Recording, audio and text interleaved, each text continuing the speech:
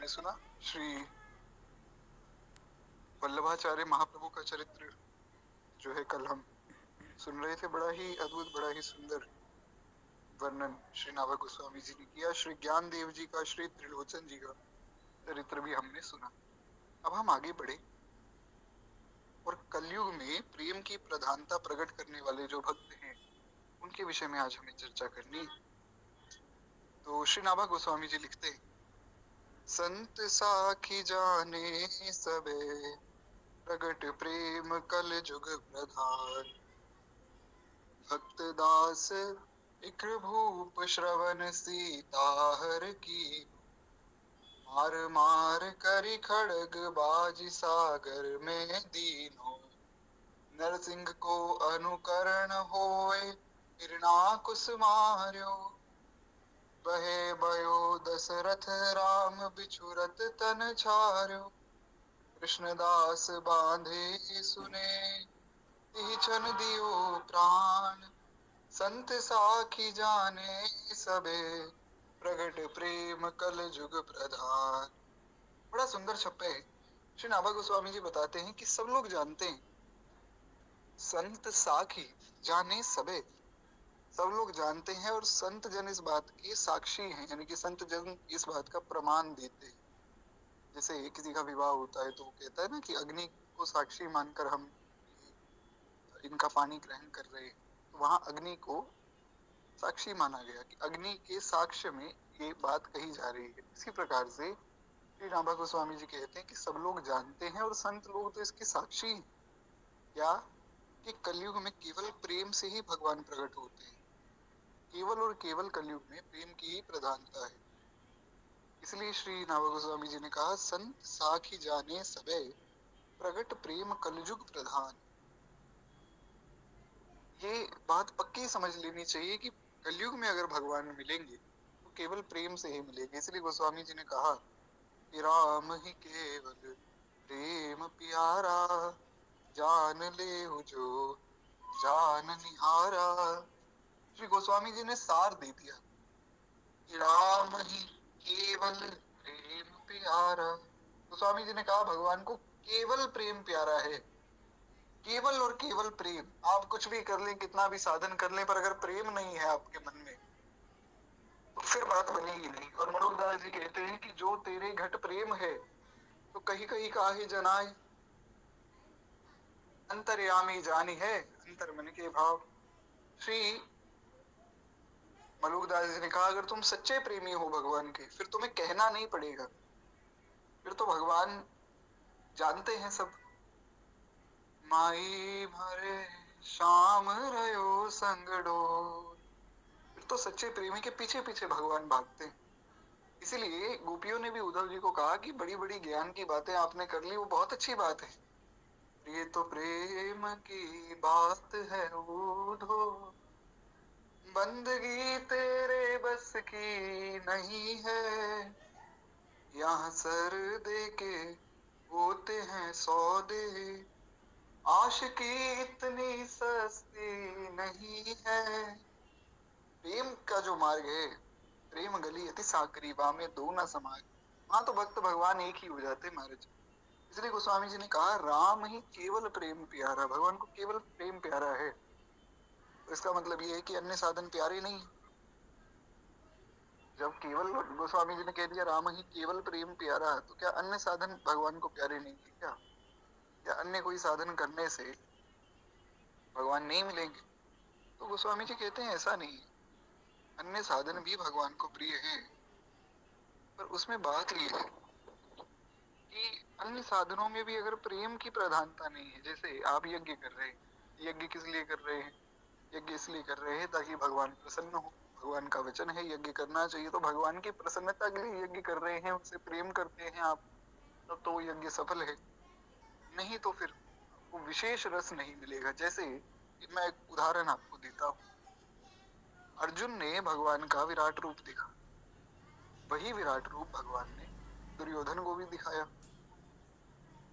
पर अर्जुन ने जब विराट रूप देखा तो भगवान की शरण में अर्जुन गए हैं, शिष्यास्ते हम शालिमां त्वां प्रपन्नम।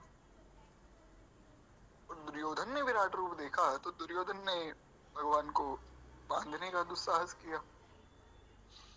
तो बात ये है कि महाराज विराट रूप तो दोनों ने देखा, लेकिन अर्जुन के घट में प्रेम है, इसलिए भगवान ने कहा ना, ये यथा माम प्रपद्यन्ते ताम तथैव भजामि।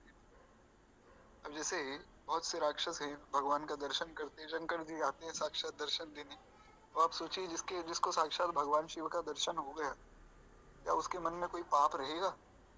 क्या उसके मन में कभी कपट रहेगा? या क्या वो किसी का अनिष्ट सोच सकता है जो साक्षात भगवान शिव का दर्शन कर चुका हो?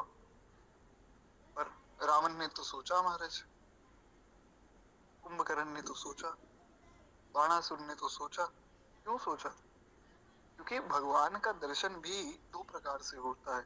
भगवान ने कहा ना, भगवत गीता 7वें अध्याय के 25वें श्लोक में भगवान कह रहे हैं, नाहम प्रकाश सर्वस्य योग माया समावृतम मूढ़ोऽयं नापि जानाति लोको मामजम् अव्ययम्। कि अर्जुन, जो मूढ़ है, जो मूर्ख है, वो मुझे नहीं जान सकते। क्यों? क्योंकि नाहम प्रकाश सर्वस्य, मैं सबको प्रकाशित हूं ही नहीं। योग माया समावृतम, मैं अपनी योग माया से खुद को ढक लेता हूँ। जब आप खुद को ढक लेते हैं, श्री ठाकुर जी जब खुद को ढक लेते हैं, तो वही जान सकता है। कौन जानता है? भक्त्या माम अपि जानाति। भगवान कहते हैं केवल मेरा भक्त मुझे जान सकता है। भक्त को छोड़ के दूसरा कोई नहीं समझ सकता है भगवान को। इसलिए आप देखिए, रावण ने भगवान को शत्रु माना, तो साक्षात भगवत साक्षात्कार हो गया, फिर भी नरसंहार में लगा रहा। क्यों? शत्रु मान लिया तो भगवान ने कहा ठीक है भैया, तुम्हारे जैसा भाव है तो वैसा ही होगा, पुष्ट कर दिया उसका भाव। इसीलिए भगवत दर्शन करने के बाद भी राक्षस राक्षस ही रह गए, क्योंकि उनके मन में प्रेम नहीं था। इसलिए प्रेम की बड़ी आवश्यकता है महाराज। प्रेम से ही भगवान रीझते हैं। मन में प्रेम हो श्री ठाकुर जी के प्रति, और कुछ आपके पास नहीं है, केवल प्रेम है, तो उससे भी बात बन जाएगी। भगवान जो है चित्रकूट में गए, चित्रकूट में भरत जी आए हैं मनाने, और सारी बात हो गई भगवान। फिर आगे बढ़े हैं, आगे बढ़े तो वहां देखा कि कोल भील की रात है। अबे कोल भील इतने मंत्र मुग्ध हो गए भगवान के स्वरूप पे। भगवान तो भगवान है। श्याम गौर वपु वरण हरण मन, श्याम गौर वपु वरण हरण मन, इन समान है ये सिय महराम, राम मह सिय जू। इतना सुंदर भाव है। सिय महराम राम मह सिय जू, श्याम गौर बपु बरन हरन मन, इन समान है ये ही सुंदर सहज राम वैदेही। सुंदर सहज राम वैदेही, कोटि काम रति रूप लगावन, कोटि काम रति रूप लजावन, एक प्राण दो देहि सुंदर सहज राम दे। सुंदर सहज राम दे, बड़े सुंदर है भगवान। अब उनके रूप को देखा तो मोहित हो गए महाराज। ठाकुर जी का स्वरूप है ही ऐसा सुंदर, क्या कहा जाए। इसलिए तो हमारे ब्रज के रसिक तो भाव ही ये करते हैं कि और कुछ बने ना बने, ये प्रभु आपका जो स्वरूप है वो हमारे मन में सदा बस जाए। मेरे मन मानस बसो श्री राधा नागर सोय, या तन की छाई पड़े श्याम हरित तिथि होय। मेरे मन मानस बसो, तो खैर इस प्रकार से उन्होंने कहा कि प्रभु आप इतने सुंदर हैं, हम तो आपको देखकर मुग्ध होते जा रहे हैं। हमने आपकी कोई वस्तु चुराई नहीं, ये ही हमारी सबसे बड़ी सेवा समझ लीजिए आप। क्योंकि हमारे यहाँ तो जो आता है हम तो उसका सब कुछ चुरा लेते हैं। आपकी कोई वस्तु हमने नहीं चुराई, ये हमारी सबसे बड़ी सेवा है, और कोई सेवा तो हम कर नहीं पाएंगे। भगवान ने कहा ये तो बड़ी कृपा है आपकी। उन्होंने कहा कि तुम बड़े प्यारे हो, तुम इतने ज्यादा सुंदर हो, इतने ज्यादा प्यारे हो कि हमारा मन हटता ही नहीं है। मन करता है तुम्हें देखते ही रहे, बस देखते ही रहे।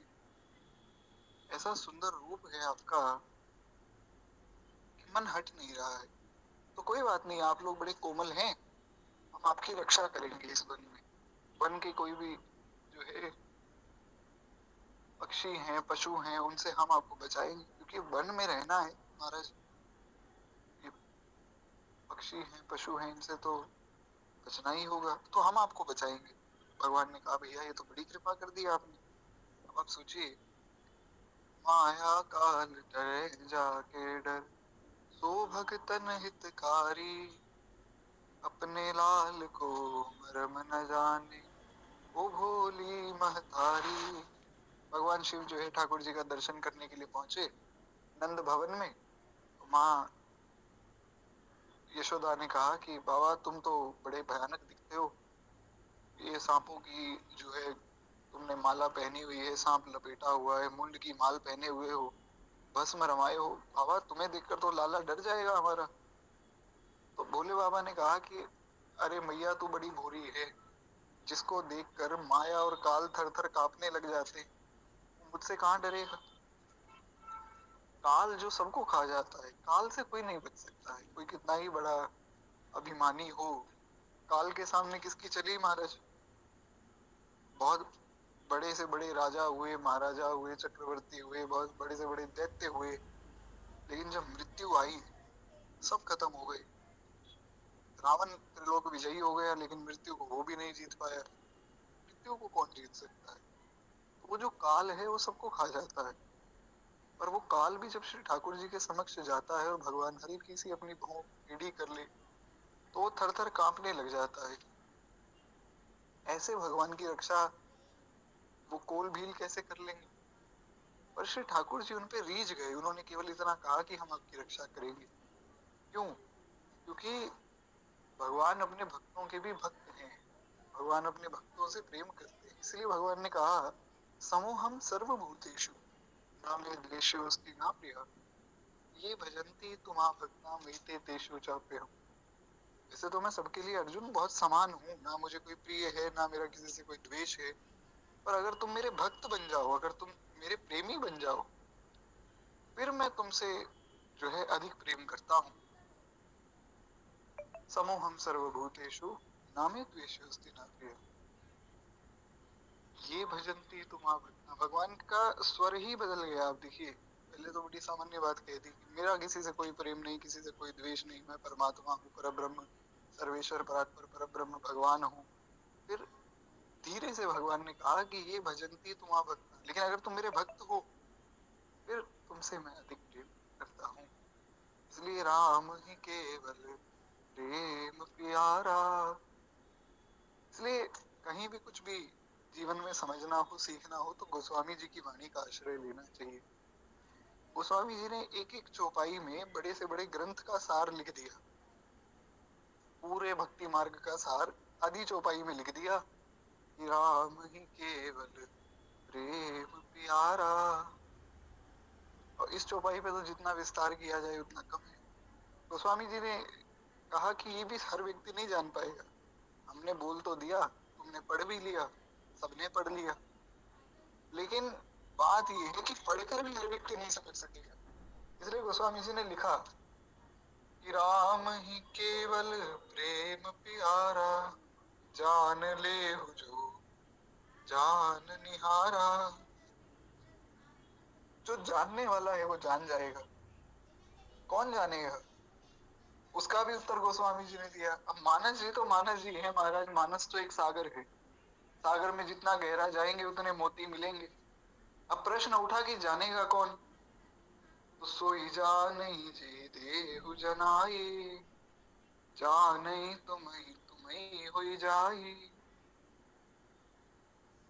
अब प्रश्न ये उठा कि कौन जान सकता है, तो गोस्वामी जी ने उसका भी उत्तर दिया हुआ है। मानस जी एक पूर्ण ग्रंथ है। पूर्ण ग्रंथ क्यों है? जीवन में कोई भी प्रश्न उठे, आप रामचरितमानस पढ़िए। मानस में कोई भी प्रश्न उठे तो भी रामचरितमानस पढ़िए। किसी शास्त्र में कोई प्रश्न उठे तो भी रामचरितमानस पढ़िए।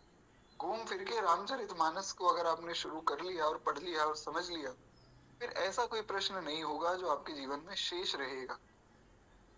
ये है रामचरितमानस की महिमा। बार प्रेम से बोलिए श्री गोस्वामी तुलसीदास जी महाराज की जय। तो ही जाने जी देहु जनाई, जिस पर भगवान कृपा करके जिसको जना देते हैं। अब भगवान किस पर कृपा करते हैं? जिसमें विवेक होता है। अब विवेक कैसे आता है? तो गोस्वामी जी ने उसका भी उत्तर दे दिया। बिनु सतसंग विवेक न होई, राम कृपा बिन सुलभ न सोई। बिनु सत्संग विवेक ना होई, सत्संग के बिना विवेक नहीं होता। अब सत्संग कैसे मिलेगा महाराज? उसका भी उत्तर गोस्वामी जी ने दिया। प्रथम भगति संतन कर संगा, दूसरी रति मम कथा प्रसंगा। गुरुपद पंकज सेवा, तीसरी भगति अमां। चौथी भगति मम गुण गण, करई कपट तजिगान। मंत्र जाप मम दृढ़ विश्वासा, पंचम भजन सुवेद प्रकाशा। छठदम शील बिरति बहु कर्मा, निरत निरंतर सज्जन धर्मा। सातवीं सम मोहि मैं जग देखा, मोहते अधिक संत करि लेखा। आठवीं जथा लाभ संतोषा, सपने नहीं देखई पर दोषा।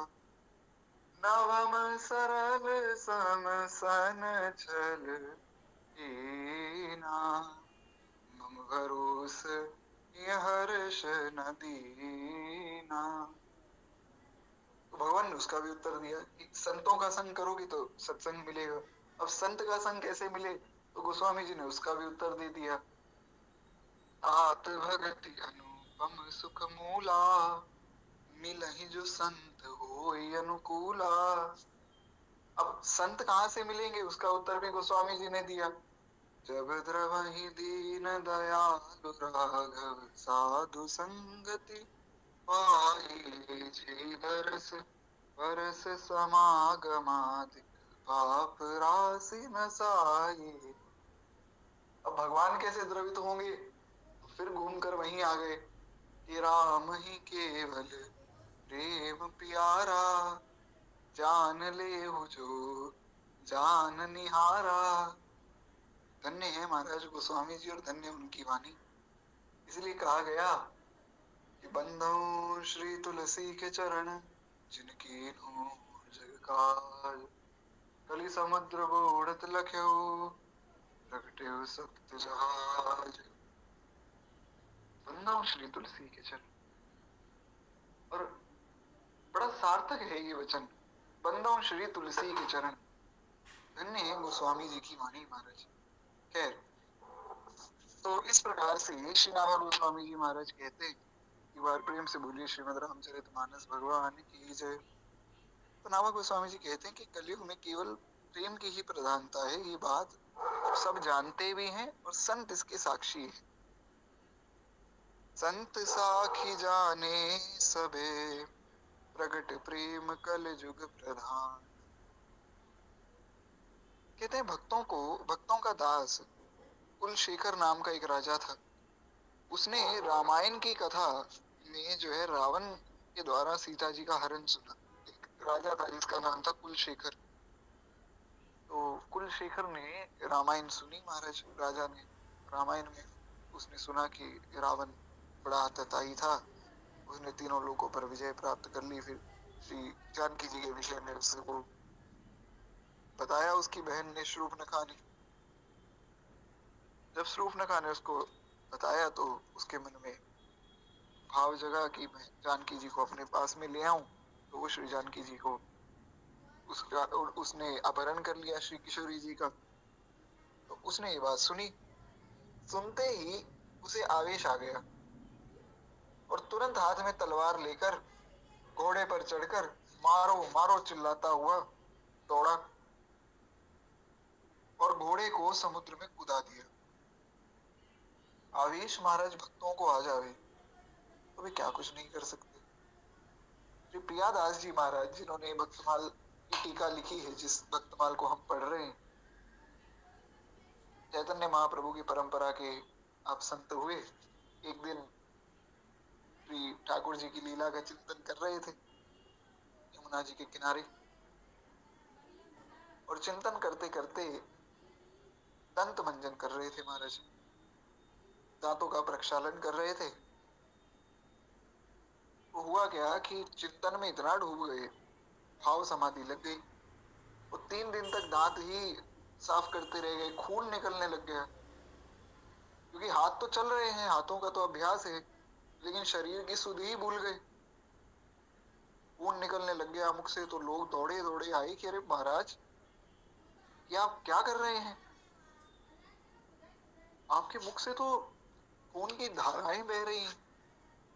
तो उनको होश आया कि अरे हम तो भगवान की जो है लीला में ही इतना खो गए कि शरीर को छोड़ गए थे, शरीर को भूल गए थे। तो भक्तों को आवेश आ जावे तो आवेश में क्या नहीं हो सकता महाराज। मीराबाई को आवेश आया और सीधा दौड़ी है गर्भगृह में। गर्भगृह में दौड़ी तो उसके बाद श्री ठाकुर जी की जो प्रतिमा है, जो ठाकुर जी का विग्रह है, उस विग्रह में ही समा गई। और श्री मीराबाई का भाव भी सार्थक हुआ। माई मैं तो गिरधर के घर जाऊं। मीराबाई ने चरितार्थ की अपनी बात। गिरधर मारो साचो प्रीतम, देखत रूप लुभाऊं।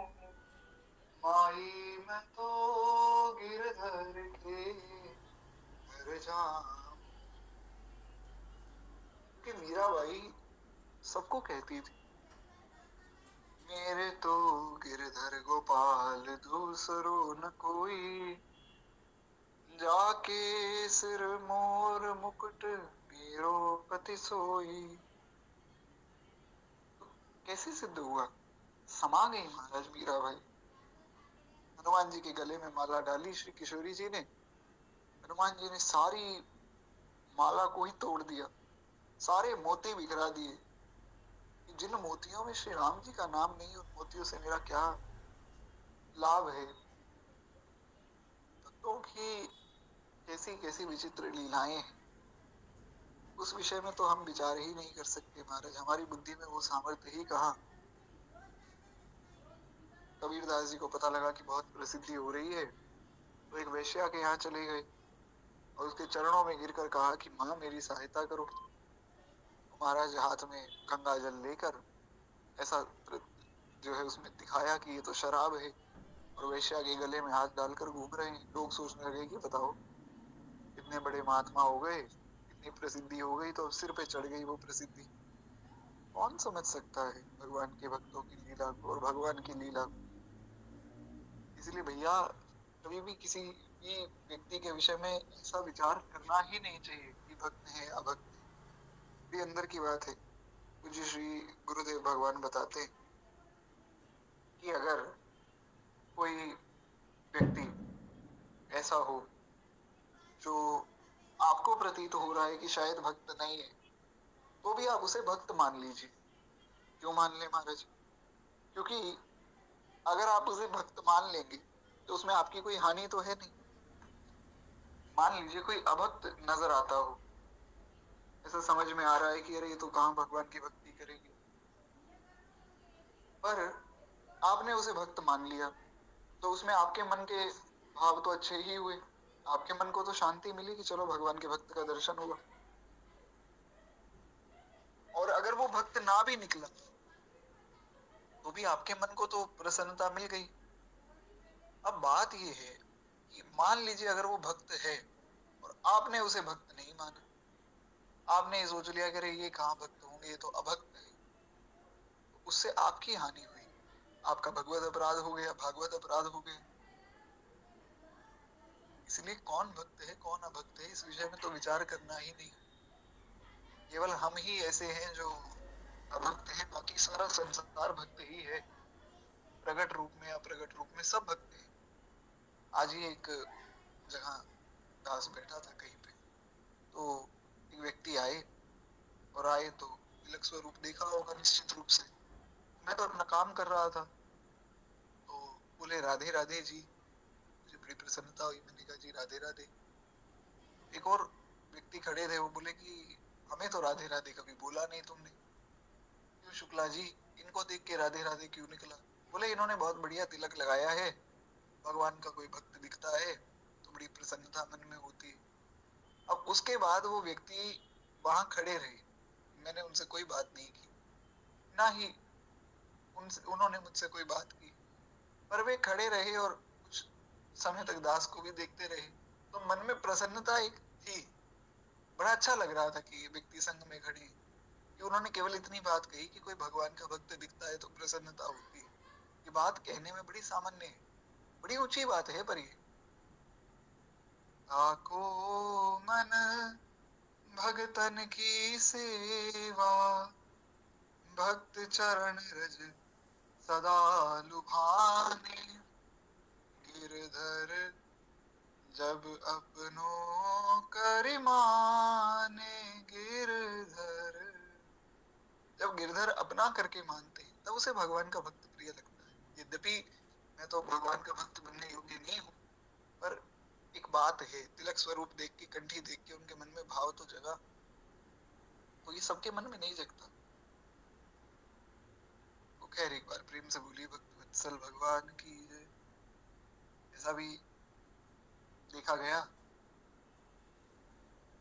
दास ने तो यद्यपि खूब अनुभव किया है, क्योंकि खूब इधर उधर जाना लगा ही रहता है, बहुत से लोग दिखते हैं, मिलते हैं। बहुत से लोग रास्ते में चलते चलते ही दूर से दिखते, तिलक लगाया है तो भैया राधे राधे। अब यद्यपि दास तो बिल्कुल सामान्य बालक ही है, बहुत दुष्ट व्यक्ति है, पर भक्त का स्वरूप देखकर उनके मन में इतनी श्रद्धा है, तो उस भाव से जो है उनकी भक्ति सिद्ध हो जाती है। तो महाराज ये श्री ठाकुर जी की बड़ी भारी कृपा है उनके ऊपर। हमारे चित्त में अगर भक्तों को देख के प्रसन्नता हो रही है, तब तो फिर श्री ठाकुर जी की कृपा ही समझनी चाहिए। खैर एक बार प्रेम से बोलिए भक्त वत्सल भगवान की जय।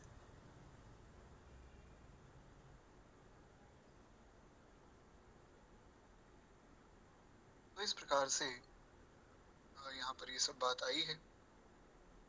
श्री अकुल शेखर जी महाराज के विषय में हम चर्चा कर रहे थे कि वो आवेश आ गया उनको और तुरंत दौड़े हैं हाथ में तलवार लेकर, घोड़े पर चढ़कर मारो मारो चिल्लाता हुआ वो राजा दौड़ा, घोड़े को समुद्र में कुदा दिया। तो दूसरे एक प्रेमी भक्त ने नरसिंह लीला के अनुकरण में नरसिंह बनकर हिरण्यकश्यप बने हुए व्यक्ति को सचमुच में मार दिया। पुनः रामलीला में उस भक्त ने दशरथ बनकर राम जी के वियोग में अपना शरीर त्याग दिया।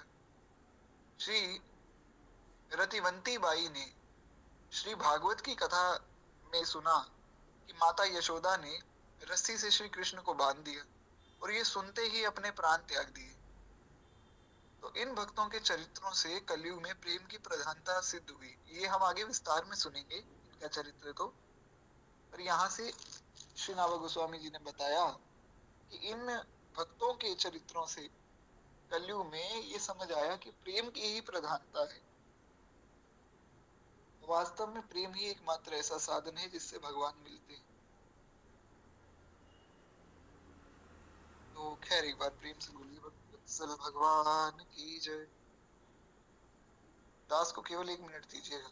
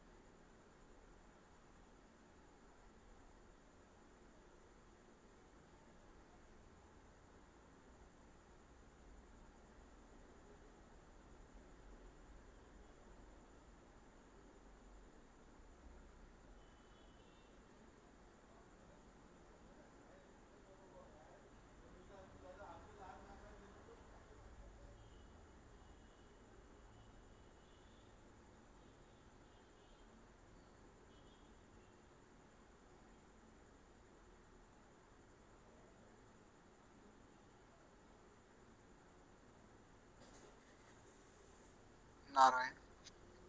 तो आशा करता हूँ कि मेरी आवाज जो है क्लियर आ रही होगी आप लोगों को। तो इस प्रकार से जो है इन सब भक्तों के बड़े सुंदर बड़े दिव्य चरित्र हैं जो हमें सुनने हैं। तो हम उन चरित्रों को कल सुनेंगे। कल श्री कुलशेखर जी का जो चरित्र है वो हम सुनेंगे। अभी हम लोग श्री दोहावली जी का कुछ स्मरण कर ले में, फिर कल से जो इन भक्तों के चरित्र हैं उनको हम आगे उस क्रम को बढ़ाएंगे। हम लोग श्री दोहावली जी में ये श्रवण कर रहे थे कि किस किस प्रकार से किन किन वस्तुओं का, किन किन दिशाओं का क्या क्या महत्व है, किन दिशाओं में किन नक्षत्रों में कार्य करने से वो श्रेष्ठ होता है या किस नक्षत्र में कार्य करने से वो अशुभ माना जाता है। तो ये सब बातें भी गोस्वामी जी ने कही। अगर किसी को इस विषय में भी ज्ञान लेना हो तो वो भी गोस्वामी जी के ग्रंथों को पढ़े। कहने का आशय ये है कि गोस्वामी जी के जो द्वादश ग्रंथ हैं वो पूर्ण है हर रूप से, तो अन्य कहीं कुछ जाने की आवश्यकता ही नहीं। गोस्वामी जी बताते हैं, नकुल सुदर्शन दर्शन क्षेम करी चकछाश, दस दिश देखत सुगम सुभ पूजहि मन अभिलाष। इन वस्तुओं का दर्शन शुभ है, गोस्वामी जी बता रहे हैं। नेवला, मछली, दर्पण, क्षेमकरी चिड़िया, सफेद मुंह वाली जो चील है, चकवा तथा नीलकंठ, इन्हें दसों दिशाओं में से किसी भी ओर देखना शुभ शगुन माना गया। नेवला दिख जाए तो बहुत से लोग ऐसा विचार करते हैं कि महाराज नेवला बड़ा शुद्ध होता है, शुभ होता है। तो इसी प्रकार से जो है श्री गोस्वामी जी बता रहे हैं कि महाराज जैसे नेवला दिख गया या मछली दिख गई या दर्पण दिख गया या क्षेमकरी चिड़िया जो सफेद मुख वाली चिड़िया है, या कोई चकवा दिख गया या नीलकंठ दिख गया, तो ये सब शुभ माने जाते हैं। आगे कहते हैं 7 वस्तुएं जो सदा मंगलकारी हैं। अब हमारे लिए तो सब कुछ शुभ ही शुभ है, महाराज हम ठाकुर जी के शरणागत हैं, हमारे लिए तो सब मंगल ही है। इसीलिए इन सब विषयों को हम केवल सुन ले में, और अगर कोई ऐसा दिख जाए तो प्रणाम कर लें, पर बहुत ज्यादा इनको जानने की भी आवश्यकता है नहीं। लेकिन ग्रंथ को पूरा करना है तो एक मर्यादा में चलना है। तो गोस्वामी जी बताते हैं, साधु साधु सतगुरु सुगमन सुफल सुहावनी बात, तुलसी सीता पति भगति सगुन सुमंगल साथ। तुलसीदास जी कहते हैं कि अमृत, साधु, कल्प वृक्ष, पुष्प, सुंदर फल, सुहावनी बात और जानकी नाथ जी की भक्ति, ये 7 जो है सुंदर मंगलकारी भक्त जो है शकुन है। सबसे पहला मंगलकारी शकुन क्या है? वो है श्री जानकी नाथ जी की भक्ति। भगवान की भक्ति सबसे ज्यादा मंगलकारी शकुन है। सबसे बड़ा शकुन अगर देखना हो तो भगवान की भक्ति को ही समझना चाहिए। भगवान की भक्ति से सुंदर शकुन क्या होगा, या भगवान की भक्ति से शुभ क्या होगा? जिस क्षण मन में भाव जगा कि अब भजन करना है, वो ही सबसे सुंदर मुहूर्त है। इसलिए श्री वशिष्ठ जी से पूछा गया कि गुरुजी, राम को राजा कब बनाए? कौन सा ऐसा शुभ मुहूर्त है जिसमें राम को राजा बनाया जाए? तो श्री वशिष्ठ जी ने कहा, जिस क्षण राम राजा बन जाएंगे, जिस क्षण राम राजगद्दी पर बैठ जाएंगे, वही मुहूर्त शुभ हो जाएगा। जोग लगन ग्रह बार तिथि सकल भय अनुकूल। जब भगवान का प्रागट्य हुआ, गोस्वामी जी ने यही तो कहा, जोग लगन ग्रह बार तिथि सकल भय अनुकूल, चर अरु अचर हर्ष जुत राम जन्म सुख मूल। सब अनुकूल हो जाता है। दूसरी वस्तु है अमृत, जो कि मंगलकारी है। फिर है कल्प वृक्ष, जो कि मंगलकारी है। फूल मंगलकारी है। सुंदर फल हो, मीठे फल हो, वो भी मंगलकारी हैं। सुहावनी बात, कोई अच्छी बात बताए, कोई भगवान की बात बताए, वो भी मंगलकारी है। और साधु, तब संतन निर्णय कियो, मति श्रुति पुराण इतिहास, भजिबे को दोई सुधर है, के हरिदास, मंगल आदि विचार के।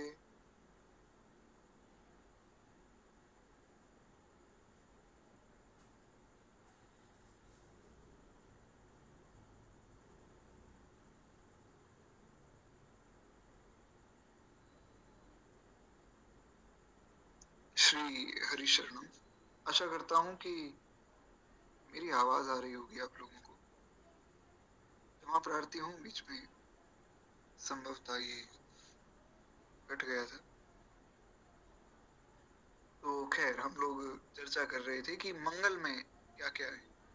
भगवान और भगवान के भक्त मंगल में है, और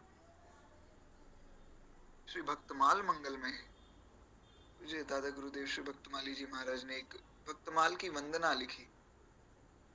नमो नमो श्री भक्त सुमाल, जाके सुनत महात्म नाशत, पुर झलकत राधा नंदलाल, गद गद स्वर पुलकत अंग अंगनी, लोचन बरसत असुवन जाल, उतरी जात अभिमान ब्याल विष, लेत जीवाय सुरसति काल, होत प्रीति हरि भगतन सो, लेत शीघ्र हटि चरण प्रशाल, तेजत कुसंग लेत सत संतति संगति, भाग जगत को अद्भुत भाल, निसिबासर सोवत अरुजागत, रोम रोम वै करत निहाल, श्री अग्र नारायण दास प्रिया प्रिय, प्रगति जीवन रसिक रसाल, नमो नमो श्री भक्त सुमाल, नमो नमो श्री भक्त सुमाल।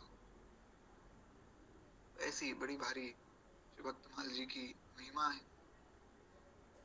और हमने, जैसा कि चर्चा भी हम मंगलाचरण में सुनते हैं, मंगल आदि विचार वस्तु न और अनूप, हरिजन को जस गावते, हरिजन मंगल रूप, हरिजन को यश गावते, हरिजन मंगल रूप। श्री हरिजनों का यश गाना, यही सबसे बड़ी मंगल की बात है, क्योंकि हरिजन साक्षात मंगल का ही स्वरूप है। भगवान और भगवान के भक्त भजिवे को दो ही सुधरे, के हरि के हरिदास, या तो हरि या हरि के दास।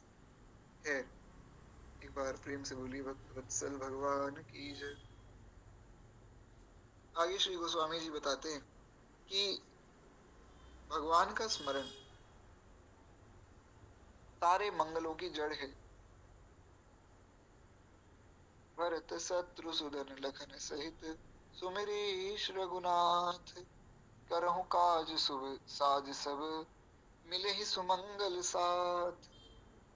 कहते हैं, भरत शत्रुघ्न और लक्ष्मण सहित श्री रघुनाथ जी का स्मरण करके सब शुभ साधनों के द्वारा कार्य किया करो।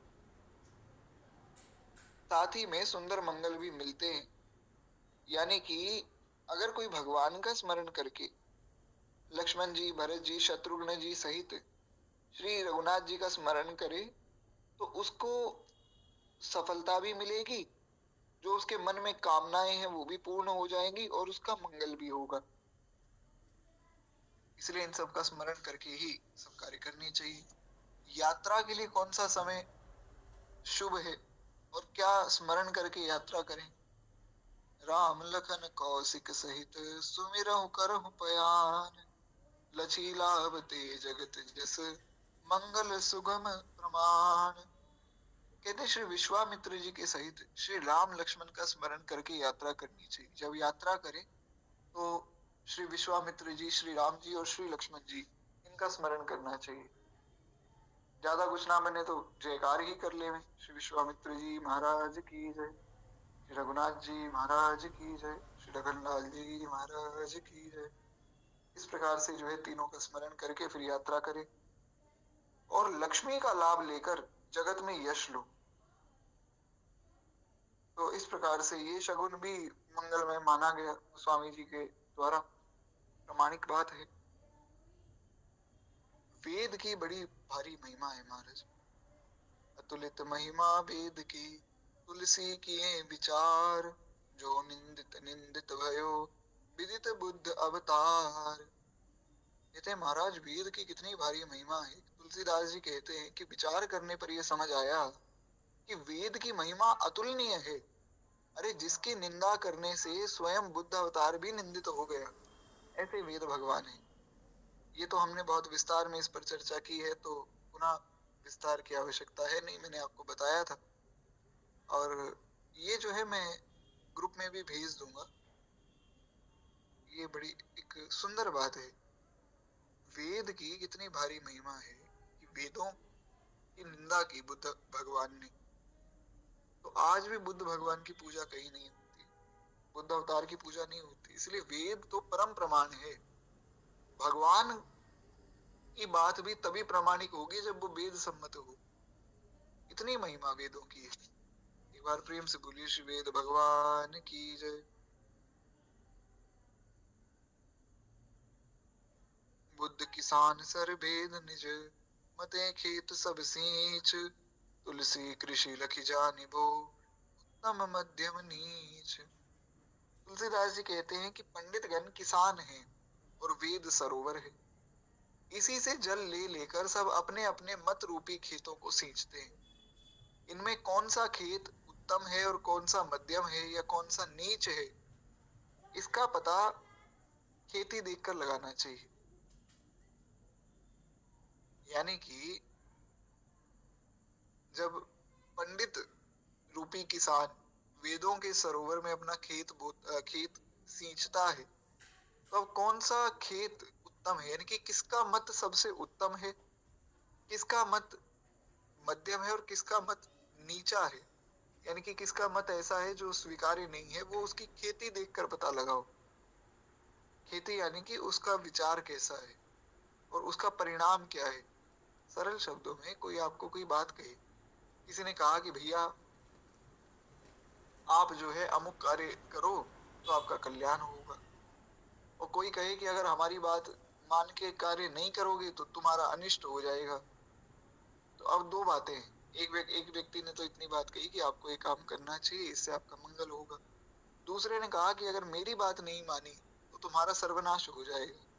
तो बड़ी सामान्य सी बात है कि पहले व्यक्ति की बात हमें अच्छी लगेगी। या कोई ऐसा कहे कि भैया भगवान का नाम जप करो, उससे भगवान मिलेंगे, और दूसरा व्यक्ति आपको कहे कि भैया मैं तुम्हें एक भूत प्रेत का मंत्र देता हूँ, उससे सब प्रकार की सिद्धि मिल जाएगी, जो चाहोगे मिल जाएगा।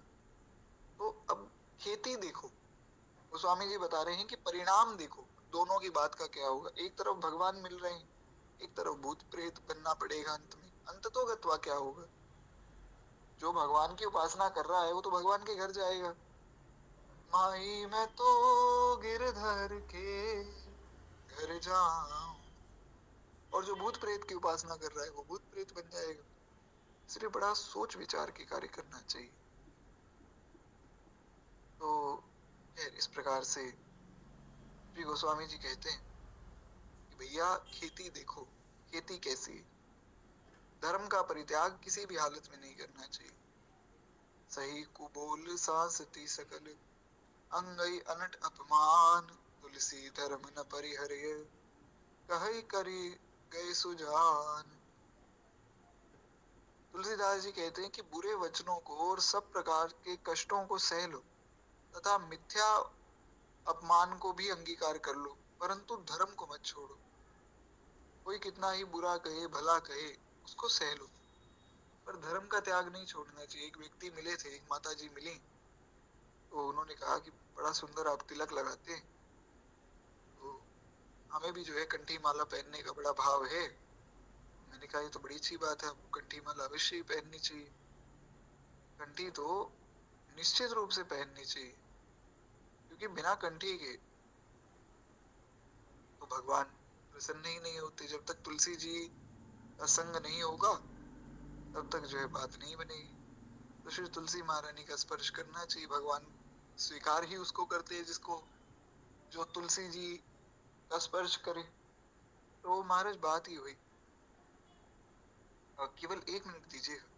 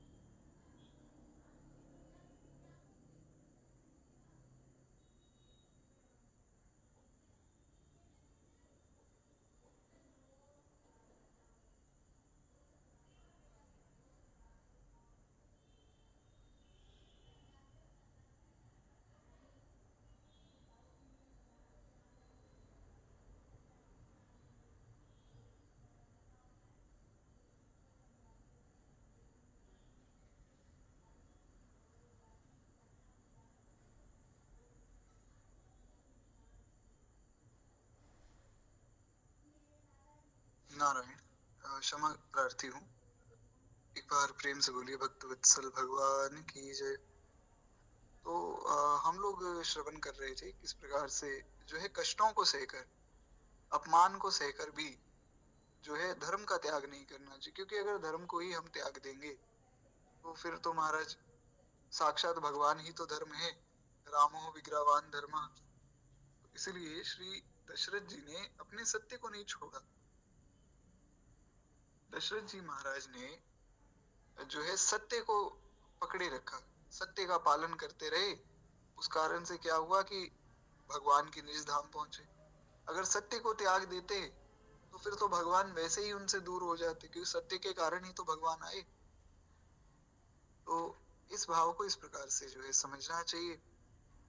तो गोस्वामी जी कहते हैं श्रेष्ठ और बुद्धिमान पुरुष ऐसा ही उपदेश देते हैं और ऐसे ही आचरण करते हैं कि कुछ भी हो जाए धर्म का त्याग नहीं करना। तो खैर एक बार प्रेम से बोलिए भक्त वत्सल भगवान की जय। दूसरों का हित ही करना चाहिए, किसी का अहित नहीं करना चाहिए। अनहित भये पर हित किए, पर अनहित हित हानि। तुलसी चारु विचार भल, करी काज सुनि जानि। दूसरे का हित करने में तो अपना अहित का केवल भय ही रहता है, दूसरों का अहित करने में अपने हित का नाश होता है। यानी कि मान लीजिए आप किसी की भलाई करने निकले, आपने किसी का हित किया, तो उसमें आपको सिर्फ ये डर रहेगा कि कहीं हमारा अहित ना हो जाए।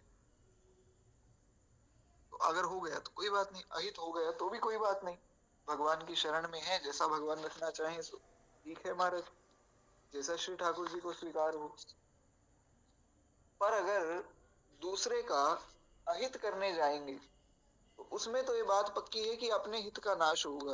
दूसरे का बुरा करने जाएंगे तो वो व्यक्ति भी हमारा बुरा ही विचार करेगा, तो कभी ना कभी तो वो हमारा बुरा करेगा, नहीं तो कोई और बुरा कर देगा, क्योंकि कर्मों की बड़ी प्रधानता है, जैसा बोएंगे वैसा पाएंगे।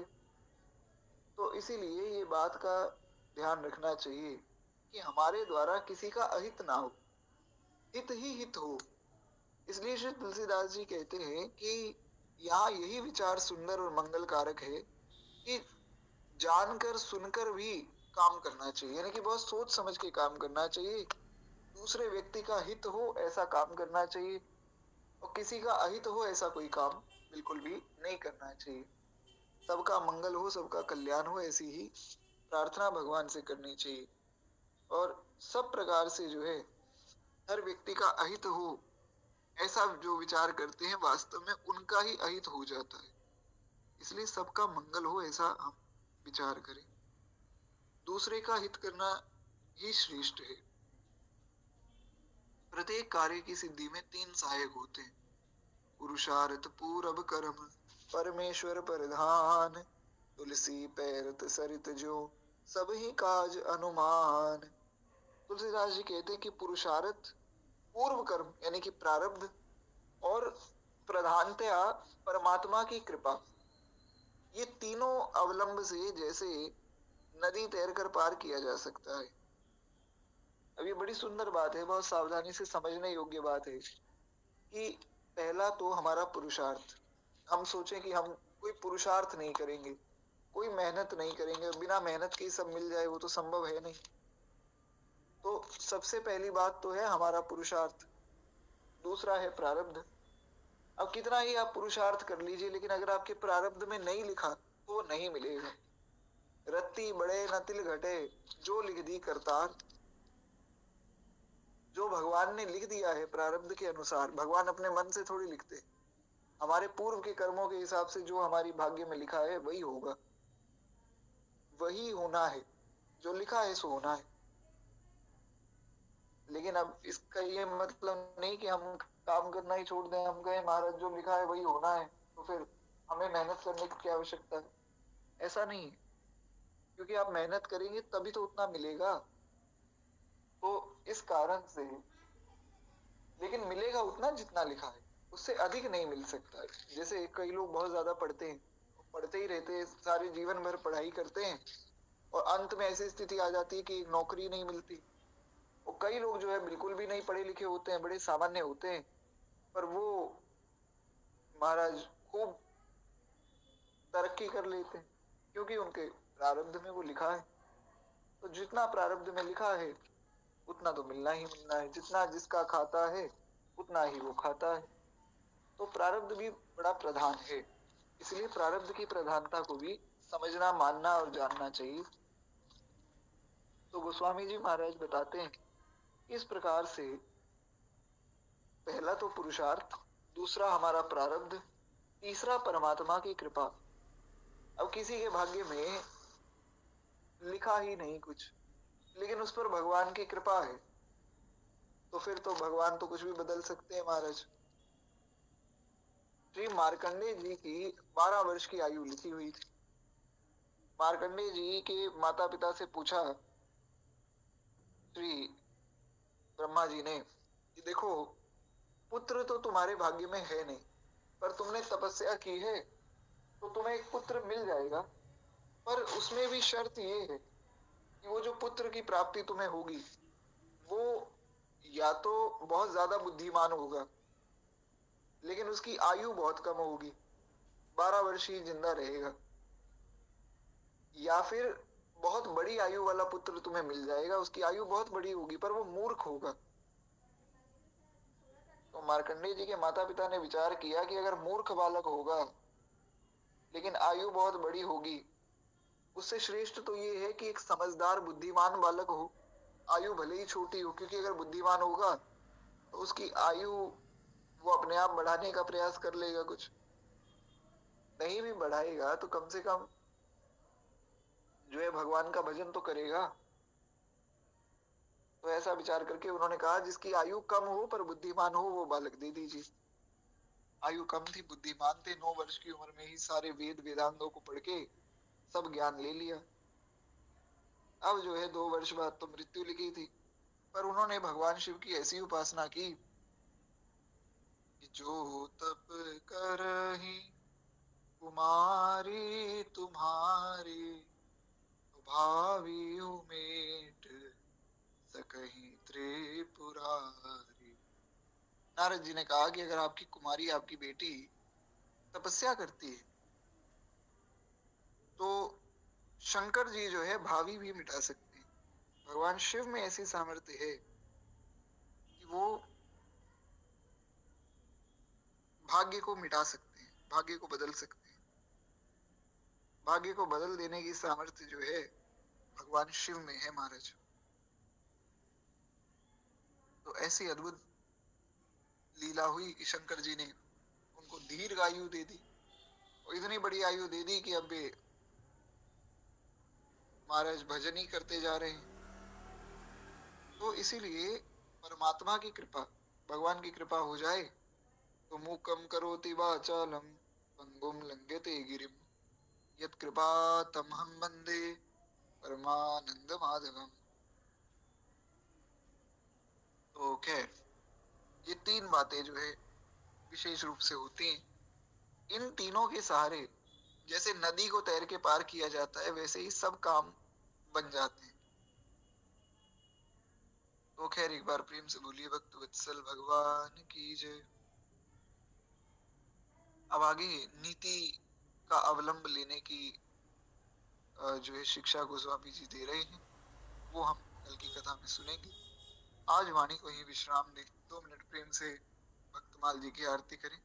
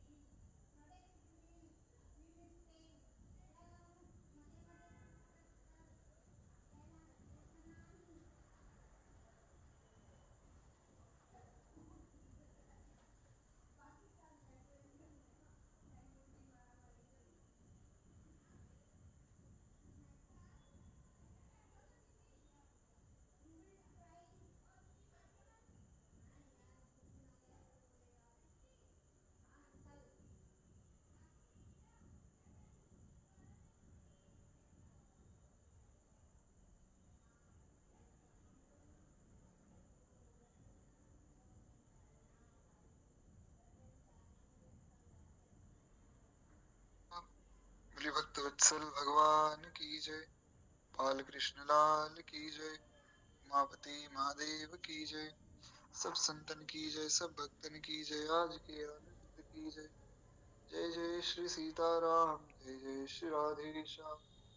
नमः पार्वती पतये, हर हर महादेव शंभु हर।